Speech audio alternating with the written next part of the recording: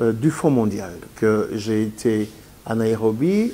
Je profite de l'occasion pour informer l'opinion que la RDC, à travers ma personne, a été élue comme un membre permanent du conseil d'administration du Fonds mondial. Donc, je représente l'Afrique de l'Ouest et du Centre.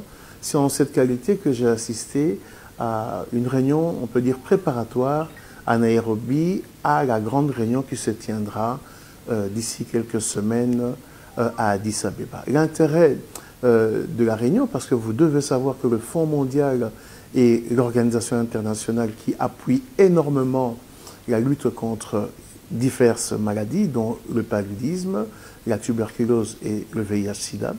Dans le cas qui nous concerne, l'ONU-SIDA et le Fonds mondial avaient organisé cette rencontre pour que nous puissions évaluer les efforts des 10 dernières années quant à la lutte contre le VIH-Sida. Donc, on a identifié les progrès qui ont été réalisés les 10 dernières années. On a également, après identification, discuté sur les nouvelles stratégies de l'ONU-SIDA et du Fonds mondial par rapport à la lutte. Parce que l'intérêt est d'éradiquer cette maladie d'ici 2030. Où est-ce que nous en sommes? Que faut-il faire? Comment y arriver?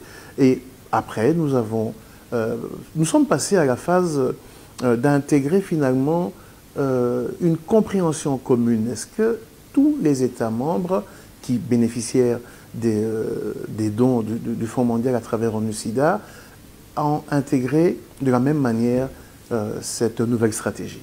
Après également, nous sommes projetés dans le plaidoyer parce que le Fonds mondial n'est constitué que par la contribution des États et des donateurs. Et cet appel sera fortement porté par les chefs d'État africains parce que nous sommes bénéficiaires.